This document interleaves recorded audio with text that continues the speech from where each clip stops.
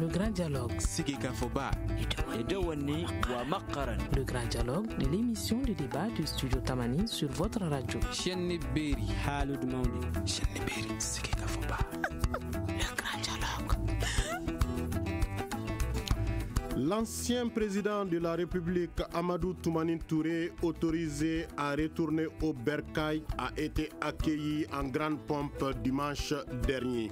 Il avait été auparavant accusé de haute trahison suite à l'invasion du nord du Mali par des groupes rebelles et djihadistes en provenance de la Libye avant d'être blanchi. Comment ce retour au pays a réellement été organisé?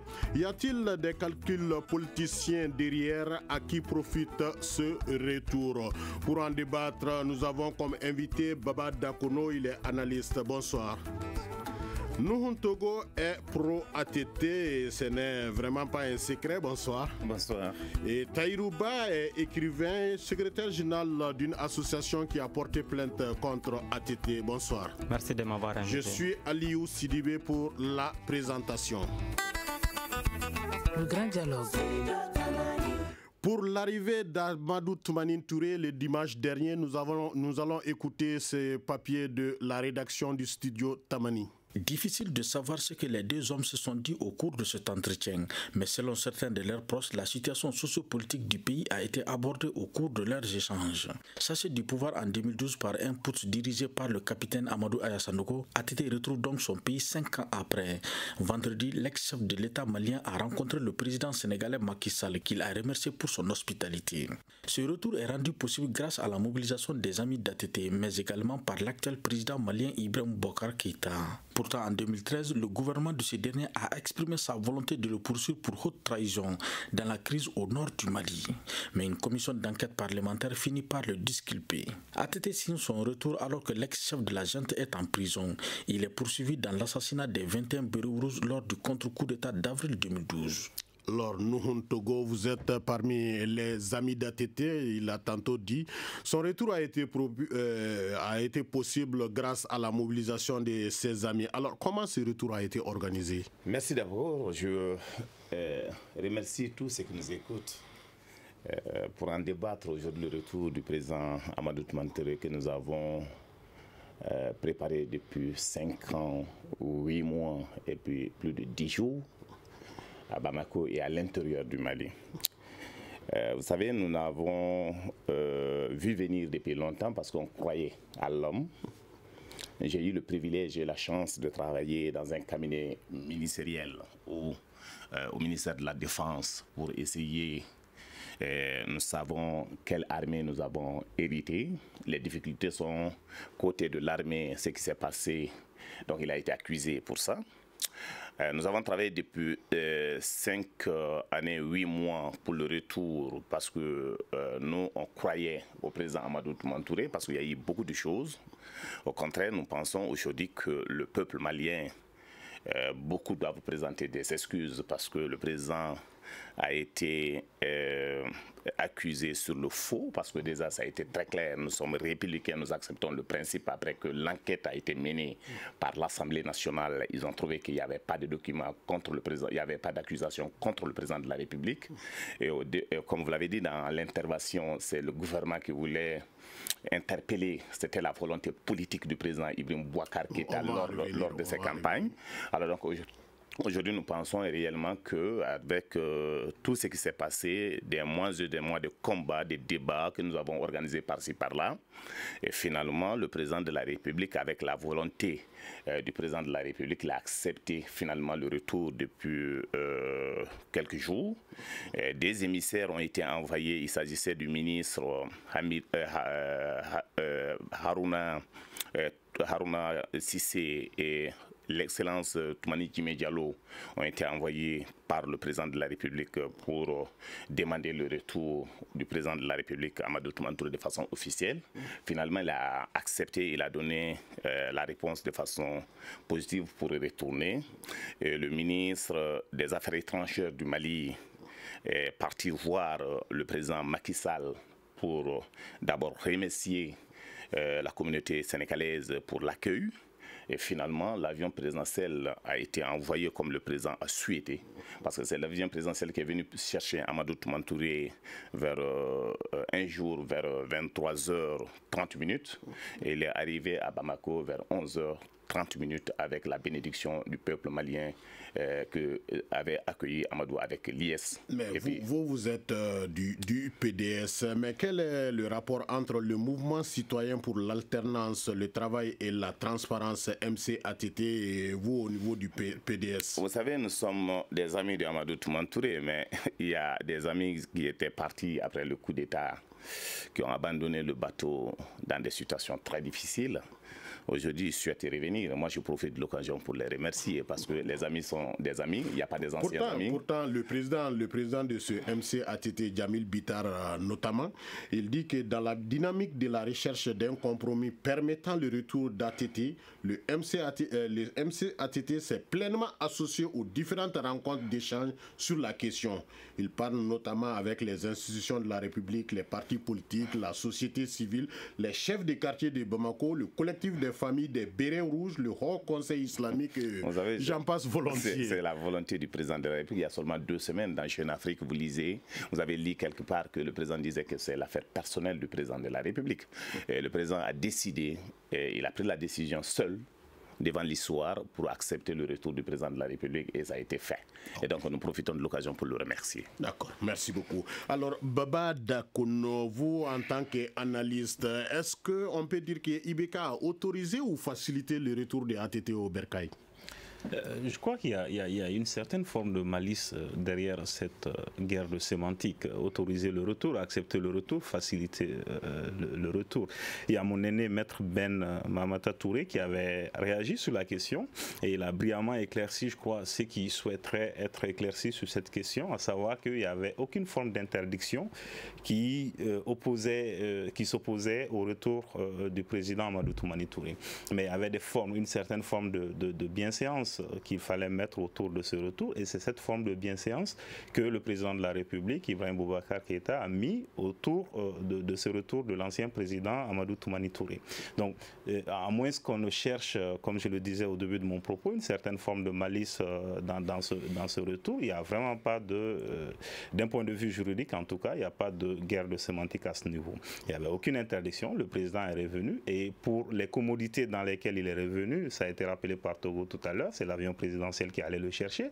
Il y avait un émissaire du gouvernement qui allait faire un retour d'honneur au chef de l'État sénégalais. Donc tout ça, ce sont des commodités qui ont participé au retour de l'ancien chef d'État, Amadou Toumani Touré. Mais rien, d'un point de vue juridique, ne s'opposait à ce retour. Mais on voit que ATT arrive au moment où pas mal de choses se passent à la fois. Hein. Donc on voit que la popularité d'Ibrahim Boubacar Keïta est en chute libre. Moussa Senko qui démissionne et on réclame la reprise du procès de Amadou Aya Sanogo. Est-ce qu'on peut parler de coïncidences, de simples coïncidences? Je crois que depuis 2013, quel que soit le moment où l'ancien président ATT revenait au pays, ce retour allait coïncider avec un événement. Parce que si vous avez remarqué, on a eu une succession d'événements depuis l'arrivée au pouvoir de Ibrahim Boubacar Keïta. Donc on saurait dans une certaine forme de coïncidence, quel que soit le moment choisi. Mais vous avez raison d'attirer l'attention sur la succession de faits, même si aujourd'hui rien n'empêche, rien ne certifie cette chute de popularité. Il va sans dire que dans les échanges avec des Maliens, de nombreuses personnes sont aujourd'hui dessus de la gouvernance actuelle.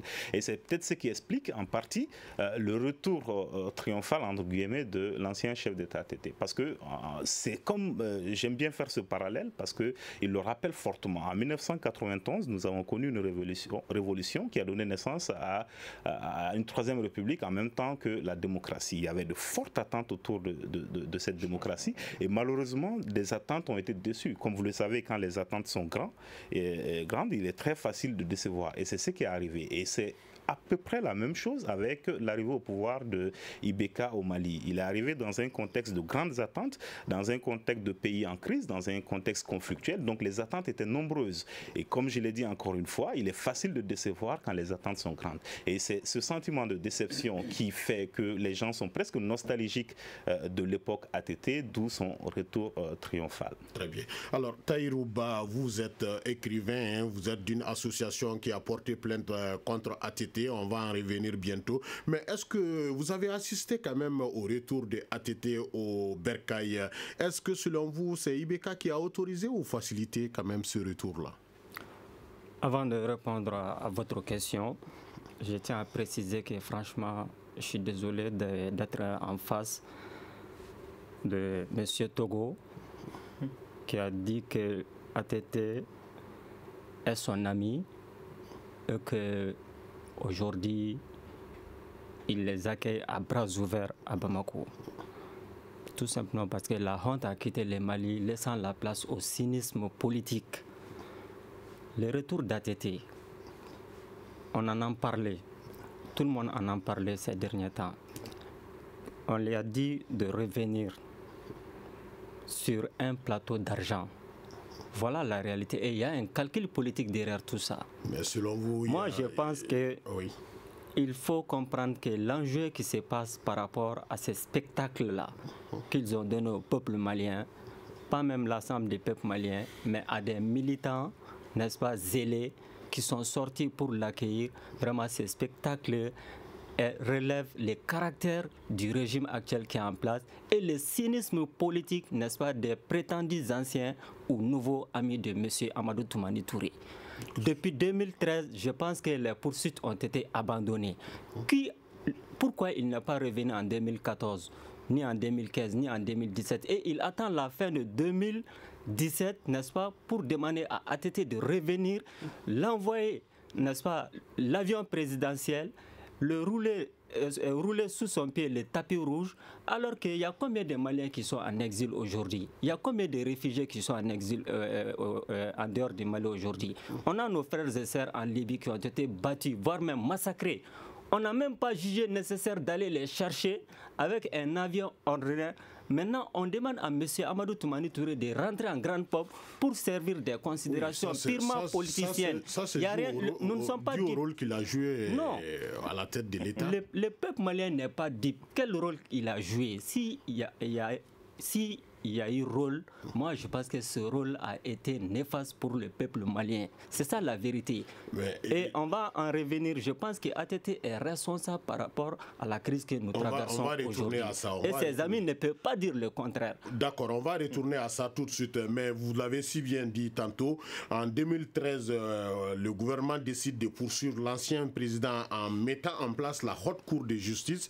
En 2017, il décide d'abandonner les charges contre lui et annonce son retour. Selon vous, à quoi y a-t-il paradoxe à ce niveau? Non, le paradoxe est très simple, ça saute aux yeux.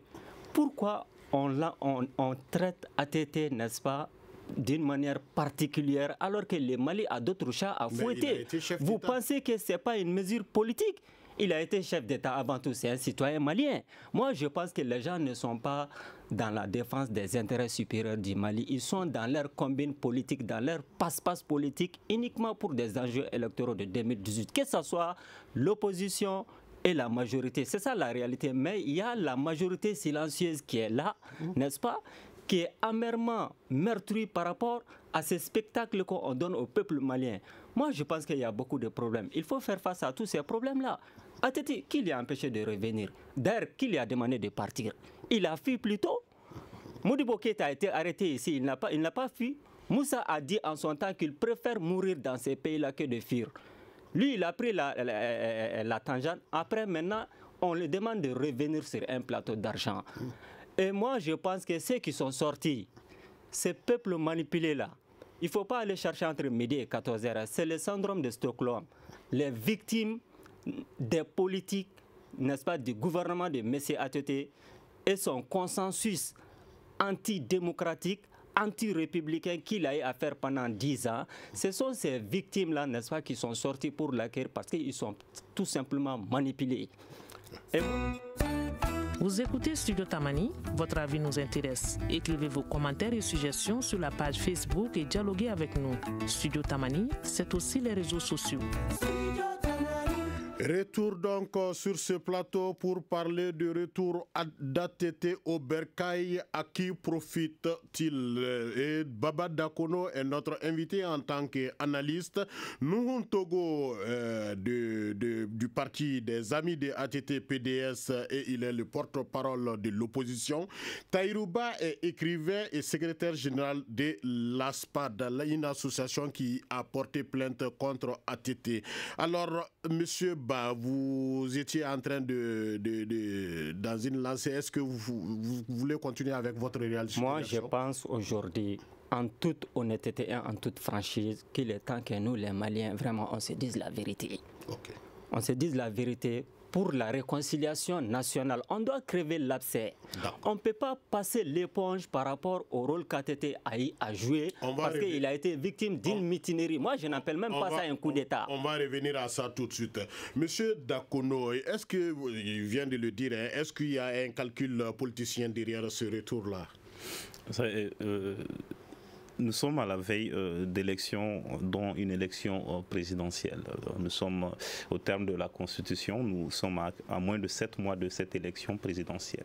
C'est donc le bon moment pour faire de la récupération sur tout ce qui peut porter sous les projecteurs, sur tout ce qui peut attirer l'attention. C'est toujours bien qu'on l'utilise à des fins politiques. Donc que ce soit le retour d'ATT ou autre événement qui a une ampleur comme celui-là pourra être manipulé. Donc ce retour n'est pas à l'abri, que ce soit du côté de l'opposition ou de la majorité, n'est pas à l'abri de récupération politique. Maintenant, il appartient à ceux qui l'ont initié, si derrière il n'y a pas une manipulation politique derrière, et à ses proches, de pouvoir mettre ça dans le cadre qu'il est un cadre social, strictement social, de cohésion sociale, et de l'y maintenir. Et lui-même, à travers la réserve qu'il doit à l'actuel président et au peuple malien, à se mettre en dehors de cette mêlée politique. Sinon, on est dans une période hautement politique, dans un contexte politique tendu. Donc, il n'est pas exclu que ce soit manipulé par des hommes politiques ou d'autres à des fins politiques. Ok. Nuhun Togo, alors comment comprendre l'accueil en grande pompe réservé quand même au président ATT par les Bamakois? Est-ce la preuve qu'ATT reste encore populaire ou bien c'est le témoignage de l'échec du régime actuel? ATT n'est pas un enfant de cœur parce que vous savez, le problème c'est que nous ne sommes pas dans la haine viscérale contre les uns et les autres. Le peuple malien, à un moment donné de l'histoire, a confié son destin au président Amadou Toumani avec 68% des Maliens. Amadou a libéré les dignes fils de ce pays ici au Mali. Le 26 mars 1991, j'étais acteur du mouvement démocratique. Ce jour, d'autres ne sont pas nés. Et ils continuent peut-être à vociférer inutilement. Parce qu'aujourd'hui, qu'ils comprennent dans ce combat politique, Amadou, c'est un général de l'armée. Et nous avons été des acteurs du mouvement démocratique. Le moment où on se battait contre le régime de Moussa Traoré, d'autres ne savaient même pas, d'autres n'avaient même pas 2 ans. Alors donc, si les gens, à travers des mots, conditionnent et continuent à les arranger pour insulter, pour aller en va-ta-guerre, moi je ne suis pas dans cette logique. Mais je me suis dit, c'est des arguments qu'on pousse pour essayer de convaincre le peuple malien. À un moment donné de l'histoire, ce qu'Amadou a fait, il n'y a pas un président, si ce n'est pas Modibo qui a pu faire la même chose, mais souvent dans des déniements, des rumeurs, on continue à discréditer les gens. Moi je ne rentre pas dans ces démarches inutiles, parce que je me suis dit que je suis malien, et surtout issu d'une grande famille Dogon, donc avec la noblesse, donc je ne tombe pas dans certains débats de carnivaux. Alors donc pour moi, aujourd'hui, qu'est-ce qui s'est passé? Le peuple malien qui est sorti pour soutenir Amadou Toumani Touré, à un moment donné de l'histoire, il a été l'homme le plus populaire de la République. Et Amadou, jusqu'à présent, c'est que vous avez remarqué à Mopti, c'est plus de 5 ans, depuis 5 ans, c'est que derrière le pont à Mopti, c'est que le gouvernement de la République du Mali, les autorités, n'osent pas aller donc derrière le pont. Mais avec Amadou, parce que sa mère est couchée de l'autre côté, derrière le pont, ils ont pu, comment il s'appelle, ils ont traversé pour aller avec l'ensemble de l'autorité. L'ancien directeur de la sécurité d'État, qui est aujourd'hui gouverneur de Mopti, nous a dit que ce n'était pas possible qu'Amadou aille. Mais Amadou, avec sa popularité, a pu aller jusqu'à là-bas, prier sur le tombe de sa maman et revenir. Aujourd'hui, c'est que Mopti est sorti. Mopti, ce n'est pas quand même des bambins, c'est une partie de la République du Mali. en liesse pour soutenir. Et les Maliens dignes qui sont sortis, ou d'autres pensent que les autres sont manipulés, ils n'ont pas ils ont quelque chose, ils n'ont pas de crampes intellectuelles, ils savent ce qu'ils veulent. Nous sommes dans une logique de démarche intellectuelle et pédagogique pour faire en sorte que le Mali puisse sortir de cette situation. Aujourd'hui, le peuple malien, depuis qu'Amadou Toumani Touré est parti, on a accusé Amadou de tout. Aujourd'hui, qu'est-ce qui se passe? Depuis qu'Amadou est parti, le Mali s'est enfoncé encore une fois de plus, tout le monde le sait. Sauf si on est... Qui a ouvert la boîte de Pandore? Non, écoutez, moi je ne rentre pas dans les polémiques inutiles. Je pense que vous avez parlé, je ne vous ai pas interrompu, je préfère aller. Donc c'est une logique. Alors donc, je le crois de façon sincère. Il faut qu'ils lisent aussi les textes pour qu'ils se mettent dans une situation pour crier inutilement. Aujourd'hui, ce qui se passe, le peuple reconnaît, le peuple conscient reconnaît, le peuple qui a vu donc Moussa Traoré tirer sur les enfants, le peuple, les femmes qui voulaient se déshabiller ce jour pour monter à Koulouba, on connaît. Moussa Traoré, Amadou Toumani Touré a fait un coup d'État, on n'a même pas versé de sang. Aujourd'hui, pour la première fois dans l'histoire de ce pays, c'est ce qui se passe. Aujourd'hui, Amadou, pour son intérêt personnel, n'a jamais voulu pour que les bérets rouges tirent sur quelqu'un. Amadou a consacré, il a travaillé, il dit si c'est bon pouvoir, je suis prêt. Il a accepté de mettre la démission sur la table pour partir. Mais d'autres n'osent pas le faire. Amadou, c'est un sauveur et il est un homme digne et sincère. Maintenant, le problème, c'est que la haine viscérale, je ne rentre pas là-dedans. D'accord. Ok, une réaction rapidement, M. Ba. Moi, je m'inscris en faux. ATT n'a pas libéré les Maliens de la dictature. La lutte de 1991 n'est pas née du néant. D'accord. D'accord. On va essayer de rester dans le sujet. Oui, on va rester. Parce qu'il est dans l'éloge, n'est-ce pas, personnel. Oui, dans ce que j'appelle même le griotisme à la malienne. Monsieur Ba, il est dans son rôle. Donc nous allons continuer. Moi, je ne suis pas du Nord. Je ne suis pas du Nord. Je suis malien, ça me suffit. Monsieur Ba, c'est vous qui amenez tout ça. Alors, Monsieur Baba Dakono, alors comment vous expliquez ce retour en grande pompe quand même de l'ancien président Amadou Toumani Touré est-ce que il y a quand même sa popularité qui joue ou bien c'est l'échec du régime Ibeka qui est en jeu? Comme je crois que j'ai partiellement répondu à cette question en disant que ce retour s'explique par le fait qu'il y a beaucoup de déception. Et cette déception s'explique par la grande attente qu'il y avait autour de l'avènement, de l'arrivée au pouvoir du président Ibeka. On était dans un contexte de crise, on était dans un contexte où la gouvernance était très décriée.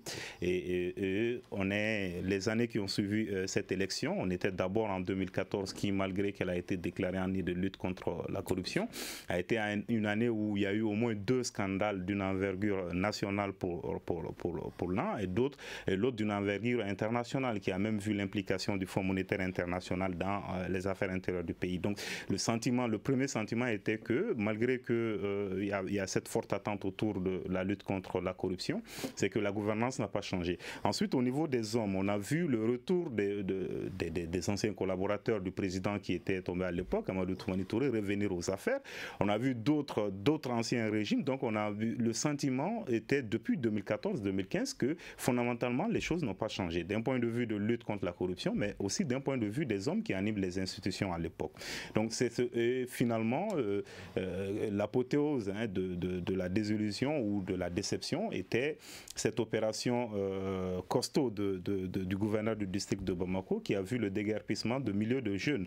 Donc ce sont ces ensembles de déception, de frustration face à des attentes super élevées qui ont contribué à ce sentiment aujourd'hui, même si on n'a pas de sondage officiel qui puisse l'attester, et à ce sentiment de baisse de popularité de l'actuel président de la République. Et finalement, les gens se sont rendus compte parce que, comme M. Ba le disait tout à l'heure, le sentiment à l'époque en 2013, c'est que le président Amadou Toumani Touré était responsable de la crise que le Nord a connue. Et le sentiment, c'était une situation qui était là et qui était vérifiable. On dit l'État malien était à terre, mais d'autres vous diront que l'État malien n'existait même pas. Oui, on va en arriver tout de suite. Donc, j'essaie de décrire la situation qu'on avait et beaucoup de gens ont estimé que c'était de la responsabilité de l'ancien président ATT. Et au fil des années, même ceux qui sont actuellement actuellement au pouvoir public, à la tête des pouvoirs publics, se sont rendus compte que c'est plus difficile et plus complexe qu'on ne peut le penser au niveau de quand on est à l'extérieur. Je prends l'exemple de l'un des ministres du gouvernement qui était ministre de la Justice et qui avait lui en son temps engagé ce dossier d'accusation contre l'ancien chef d'État.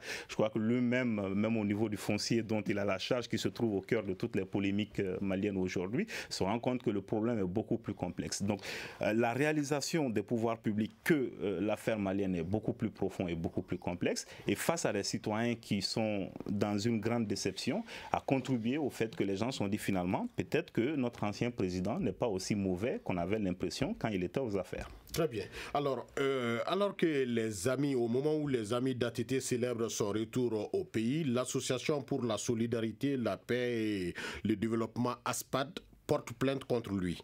Alors, qu'est-ce qui motive réellement cette plainte-là, selon vous, M. Ba?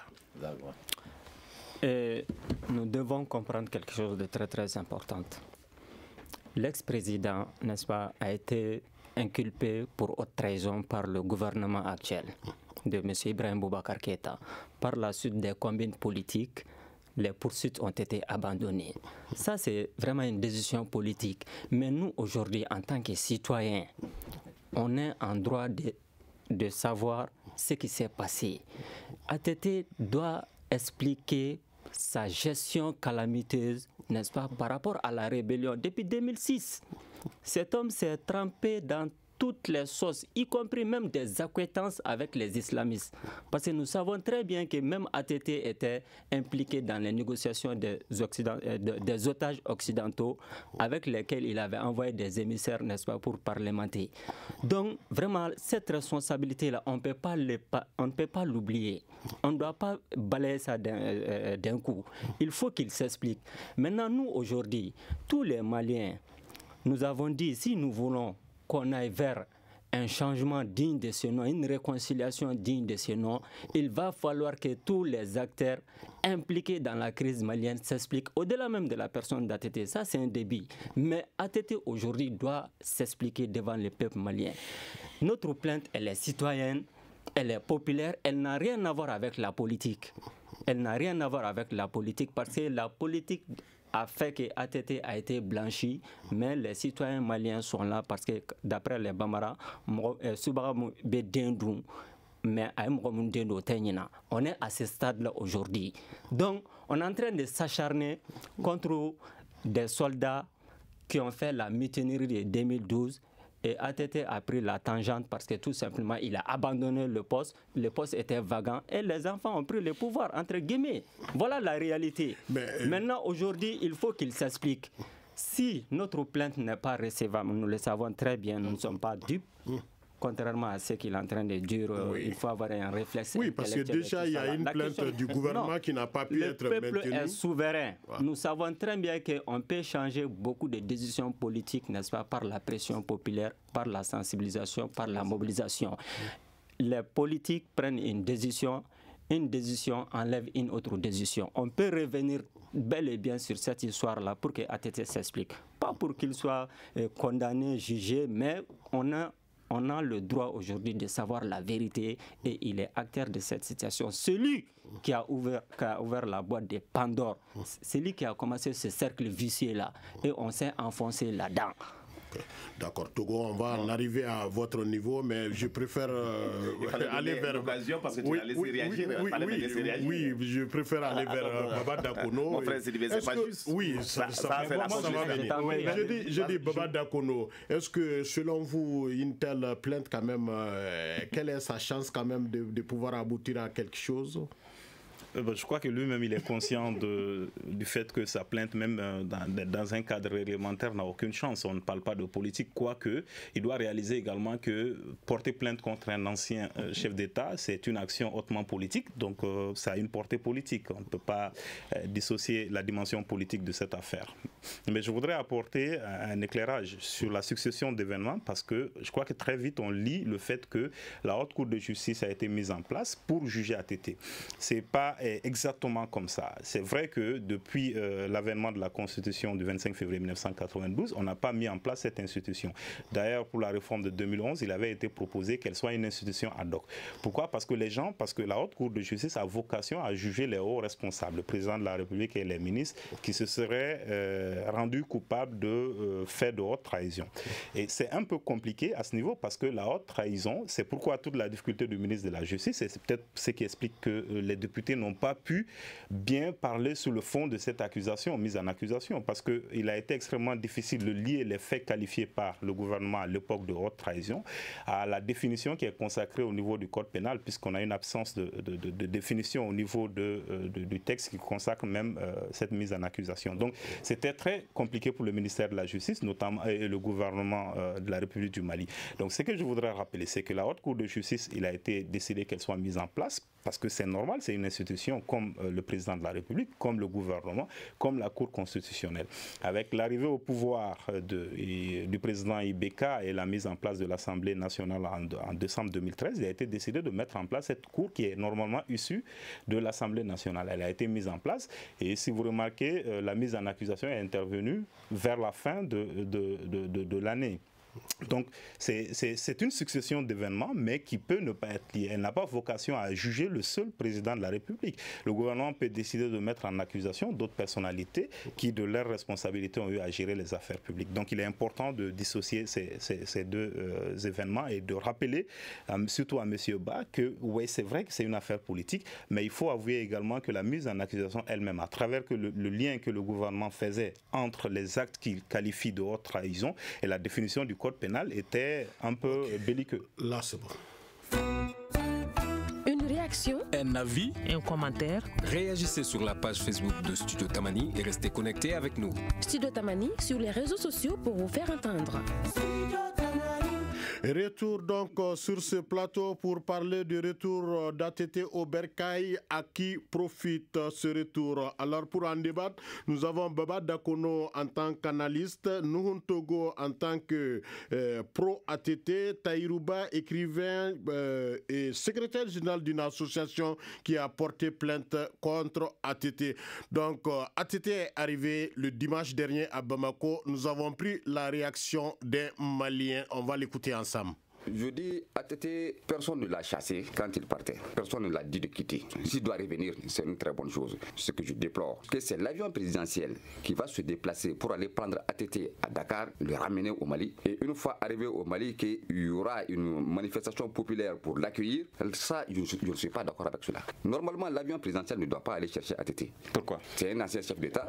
Tous les anciens chefs d'État se déplacent, mais pas avec un avion présidentiel. ATT, il a été impliqué dans des choses au Mali, notamment la crise sécuritaire. Quand les rebelles ont quitté la Libye, ils ne sont pas venus comme ça. Ils sont arrivés au Mali avec armes et bagages. Il y a eu à Guelok, il y a 153 de nos militaires qui ont été sauvagement assassinés. Qu'on l'accueille de façon grandiose, comme quelqu'un qui vient en revanchard, triomphalement, je ne suis pas pour ça. Alors, nous, Togo, on voit qu'à son retour, tous ne sont pas partis l'accueillir à l'aéroport. Notamment, on a parlé... C'est le porte-parole de la junte. Excusez, notamment, on n'a pas vu quand même Soumaïla Cissé à l'aéroport. Soumaïla Cissé était chez lui à la maison. Excusez. Et l'opposition n'a pas fait de déclaration officielle. Est-ce à dire qu'il y a des dents contre notamment... Rien, rassurez-vous, parce que Tchablin était là-dedans. Tout le monde, tous ceux qui sont responsables de l'opposition étaient au Tarnac. L'organisation, c'était moi, ma personne. Et j'ai fait rentrer vos journalistes de Studio Tamani et tous les autres pour qu'ils puissent couvrir pour l'histoire. Alors donc, le problème, c'est que les autres spéculations, je ne rentre pas là-dedans. Mais celui qui vient de parler, ce n'est pas au nom du peuple, c'est le porte-parole de la junte. Laissez-moi terminer, monsieur. Bah, un mal de popularité. Non, je dis pour le moment. Oui, allons-y. Pour le moment, c'est nous, on n'a pas pris en tant que porte-parole. Vous avez dit, la population, je le connais, c'est ma connaît. Donc, ok, c'est battu toujours pour Aya. Donc, d'autres aussi qui continuent à faire des plaintes, ils se battent pour Aya, aujourd'hui qui est en prison. Je ne parlerai pas de Aya ici. Donc, une chose est sûre, ceux qui se réclament du peuple, le peuple même, c'est qui? Le peuple, c'est moi, parce que je suis issu d'une communauté, donc je sais réellement que je représente cette communauté. Okay. Et chacun est issu des communautés, tu le sais très bien à Bankas. Alors donc le problème, c'est que le peuple aujourd'hui, c'est qu'il parle au nom du peuple. Aujourd'hui, je suis républicain, je reste derrière les textes et la République. Aujourd'hui, qu'est-ce qui se passe? Ce qui s'est passé au niveau de l'Assemblée nationale, prend tout ce qui s'est dit au niveau de l'Assemblée nationale, à un moment donné, là où je ne suis pas tellement d'accord avec, d'accord, vous avez le processus au départ, c'est Ibrahim Boubacar Keïta, lors de ses campagnes, a dit tout simplement qu'il va accuser le président Amadou Toumani Touré s'il arrive au pouvoir. Après, qu'est-ce qui s'est passé? C'est le porte-parole Babi qui sort avec, avec tout ce qui a été manigancé par son ancien chef de cabinet qui est Bachili, et donc ils ont tenté. Mais ça n'a pas marché parce que Dieu était à la garde. Ok. Alors, d'accord. Un rectificatif, c'est Magan Konaté. Tu ne peux pas agir parce que tu ne peux pas donner la parole. Toi, nous, Togo, tu n'as pas la parole. Excusez-moi. Un rectificatif, c'est que c'est Magan Konaté au lieu de Magan Konaté. Je le connais de l'ancien de l'AIM. Très bien, d'accord. Il est de Bamako. Alors, Baba Dakono, on revient vers vous en ce moment. Est-ce que... Bon, on voit que l'opposition, il est le porte-parole officiel de l'opposition. On n'a pas vu quand même des déclarations officielles de l'opposition face à un événement qui touche la vie de la nation quand même. Est-ce à dire qu'il y a toujours des dents contre lui parmi notamment ses anciens amis? Je crois que le meilleur placé, le meilleur ici présent pour répondre à cette question, c'est Noum Togo. Je pense qu'on peut tous écouter sa réponse. Je ne peux pas me substituer à lui pour dire si l'opposition a toujours une dent contre ATT ou pas. Rassurez-vous. Alors, monsieur Ba, est-ce qu'il y a... Parce qu'on sait quand même qu'on ne peut pas faire l'unanimité. Est-ce que parmi ses propres anciens amis, est-ce qu'il y a toujours des dents contre lui? Il n'avait pas d'amis. Il avait une meute de loups qui se contentait des restes de son régime, des profiteurs, n'est-ce pas, voire même ceux qui ont abusé des biens sociaux de ces pays-là. C'est eux les prétendus amis de M. ATT. Nous avons les différents... Bien sûr, c'est des accusations parce que ce n'est pas moi qui l'ai dit. C'est le vérificateur général qui a fait plusieurs rapports pour montrer A plus B à combien il y a eu abus de biens sociaux par rapport à la gestion. Donc, on peut se référer au rapport que le Végal a fait. Qu'en a-t-il fait ATT lui-même? Il a déclaré à la télé ici qu'il ne veut pas faire honte, n'est-ce pas, à des chefs de famille voleurs. Voilà lui-même ce qu'il a dit. Donc, on peut même l'accuser de complicité, de corruption ou bien d'encourager même la corruption et les corrupteurs. Donc, du coup, vous n'allez pas nous faire sortir, n'est-ce pas, du vieux avec le nouveau pour dire qu'ATT, il est blanc comme neige, nous sommes ses amis. Il n'avait pas d'amis. S'il avait d'amis, le jour où il a été renversé, le jour où il a quitté ces pays-là, on allait les voir dans les rues de Bamako. C'était leur propre survie politique qu'ils organisaient et non pas pour défendre ATT. Nous, tu n'as pas la parole. Okay. Voilà. Donc, après, ok, on va... Oui. Est-ce que vous avez terminé avec votre réaction? Pour le moment. Ok, voilà, Baba Dakono, à croire que l'URD voit en lui, par exemple, une menace pour 2018. Au cas où ATT soutiendrait IBK, quel scénario sur l'échiquier politique? Je pense qu'on peut imaginer plusieurs scénarios à ce stade, mais il sera difficile de croire que l'ancien président de la République ATT sortira de la réserve. Comme je l'ai dit, je le rappelle qu'il doit aujourd'hui au peuple malien en tant qu'ancien président. Il n'est pas le seul ancien président de la Troisième République. Nous en avons connu au moins un, sinon un autre avec la transition, et on les a toujours vus dans une certaine forme de réserve face à la chose publique. Et je pense que c'est dans ce même ordre que va s'inscrire, sinon doit s'inscrire l'ancien président ATT. Alors nous, Togo, vous êtes ses amis, hein, donc le bien... ne même pas dire très proche, pour ne même pas dire un conseiller. Ok, d'accord. À supposer que l'URD voit quand même... L'URD ne voira jamais, parce que le problème c'est le président est l'ami de tout le monde. Il y a un moment donné dans le processus, l'URD, Soumaïla n'a même pas accepté de présenter sa candidature pour soutenir Amadou Toumani Touré.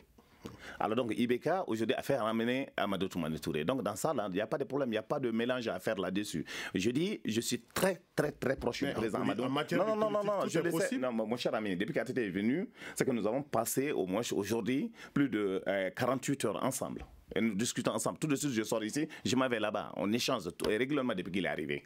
Et donc, le problème, c'est que ça, c'est déjà réglé. Nous ne ferons pas un soutien, nous ne donnons pas un blanc-seing à quelqu'un pour ça.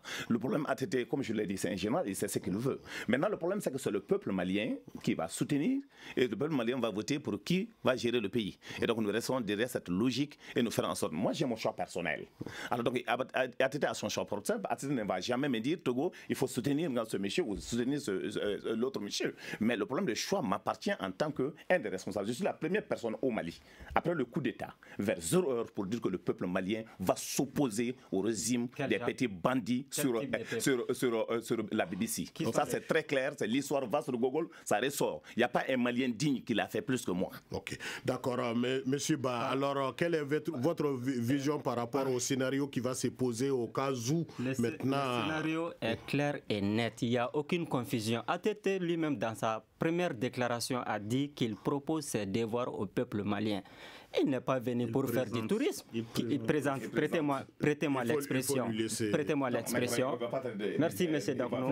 Prêtez-moi l'expression. Il faut lui laisser terminer ça. Non, on reprend parce que le problème, c'est qu'il ne peut pas revenir sur le sujet. Je dis ce que je pense de la situation. Allez-y, monsieur Ba. Donc, je disais qu'il a clairement dit dans sa déclaration, prêtez-moi l'expression, qu'il présente ses devoirs au peuple malien. ATT n'est pas venu pour faire le tourisme. Nous ne sommes pas dupes jusqu'à ce point-là.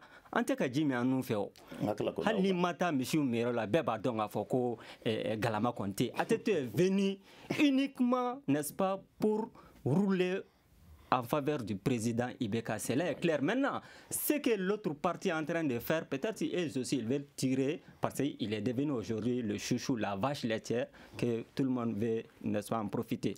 Voilà la réalité. Ok. Donc, c'est tout. Togo, selon vous, quel sera l'impact quand même du retour d'ATT sur la réconciliation, justement? Regarde ce qui se passe aujourd'hui. Les vrais dignes fils du pays sont en train d'aller le voir. Les nobles là sont en train d'aller le voir. Mais je reviens, laisse-moi terminer. Moi je parle, M. Sidibé n'est pas allé. Laisse-moi terminer. Laissez-le terminer. Il n'avait pas la parole. Mais le peuple malien est en train d'aller le voir. Et ça veut dire, depuis qu'ATT est venu, il a reçu plus de 500 personnes. L'ensemble des premiers ministres, l'ensemble des responsables politiques, tout le monde vient. On est obligé d'ouvrir la porte pour qu'ils puissent aller voir. Et en demandant la bénédiction. En quoi il doit être parce qu'on a même senti, tu l'as senti, aujourd'hui le peuple malien a senti que la pression a baissé depuis qu'il est arrivé. Ça, c'est honnête. Et le problème, c'est qu'aujourd'hui, ceux qui ne voient pas ça, parce que peut-être ils ont la myopie, ou ils sont un peu malades, ou ils ont des crampes intellectuelles. Non, mais une chose est sûre, nous sommes les dignes fils de ce pays, descendants des grandes personnalités. Alors donc nous voyons et nous savons ce que les gens font. Maintenant, ceux qui ont des mal de popularité, qui veulent avoir des petits noms, ils n'ont qu'à partir. D'accord. En quoi le retour de Amadou Toumani Touré pourra avoir un impact sur la réconciliation nationale? Quelqu'un a dit, je ne sais plus où est-ce que je l'ai lu, en tout cas depuis qu'il est arrivé qu'il fait moins froid à Bamako, c'est vrai, mais c'est dommage, j'avais déjà acheté un pull vert. Mais je pense qu'on ne peut pas mettre ce retour dans le cadre de la réconciliation nationale, dans le cadre du processus de réconciliation nationale qu'on connaît. Parce qu'il y a un conflit ouvert. Il y a eu un conflit ouvert entre certaines populations établies au nord, notamment à Kidal, entre elles et le gouvernement du Mali, qui a impliqué toutes les populations maliennes. Dans le cadre de ce conflit ouvert, on a signé un accord de paix. Il y a une commission qui a été créée qui doit faire une enquête sur justement tout ce qui a été fait depuis 1963, je crois. Donc on a un processus de réconciliation qui est bien clair, qui tente de réconcilier des gens qui tentent de réconcilier le gouvernement malien et d'autres Maliens. Dans le cadre, à moins que Noumtoro me dise ici qu'il y a un conflit ouvert entre partisans d'ATT et d'autres Maliens, je pense que non, il n'y a pas de conflit ouvert, donc on ne peut pas parler de réconciliation dans ce sens. Mais il y a un pan qui est important de rappeler, c'est qu'on est dans un contexte politique très tendu. Et ça, on l'a vu à l'occasion des débats sur la révision constitutionnelle. La scène politique malienne était très polarisée. Ce retour pourrait contribuer à faire baisser un peu la tension au niveau politique. Et je crois que Noum l'a rappelé, on le sent. Donc ça veut dire que les partisans d'ATT bouillonnaient beaucoup sur cette scène politique parce qu'on a vu que depuis son retour, la pression s'est baissée d'un cran. On espère qu'elle sera moins tendue pour qu'on puisse aller sereinement vers les élections de 2018. Donc en termes d'impact, en termes de contribution, ça pourrait contribuer à ça. Mais on peut le mettre dans le cadre du processus de réconciliation nationale qui se trouve ailleurs. Ok. Alors, M. Ba, rapidement, en une minute, parce que le débat tire vers sa fin. En quoi ce retour pourra quand même contribuer à la réconciliation nationale? Moi, j'aurais souhaité qu'ils reviennent depuis très longtemps. D'ailleurs, je vais profiter de votre plateau. Moi aussi, je vais leur rendre visite, bien sûr. En fait, moi, j'aurais souhaité que ATT soit là depuis que les poursuites ont été abandonnées. Bon, aujourd'hui, il est venu. Il ne faut pas laver, n'est-ce pas, d'après les dictons, il ne faut pas laver le caca avec l'urine. Donc, on est dans ce processus politicien, dans ce calcul politicien pour se servir, n'est-ce pas, de la renommée d'ATT. Quoi que l'on fasse, il n'a pas fait que de mauvaises choses, nous le reconnaissons. Mais aujourd'hui, on est en train, n'est-ce pas, de l'utiliser politiquement pour des enjeux électoraux. Et ce serait bien qu'il s'explique. Merci beaucoup, Baba Dapono. Merci, Nuhun Togo. Merci, Taïrouba. Alors, nous sommes au terme de cette émission. Merci de l'avoir suivi. Vous pouvez la retrouver sur notre site www.studiotamani.org et réagissez sur les réseaux sociaux et sur notre répondeur au 75 84 11 11 et 75 84 12 12. Le débat a été réalisé par Issa Fakaba Sissoko, mise en onde par Peting Diara. La régie vidéo est assurée par Salim Diouara et je suis Aliou Sidibé pour la présentation. Le grand dialogue. Le grand dialogue de l'émission de débat du studio Tamani sur votre radio.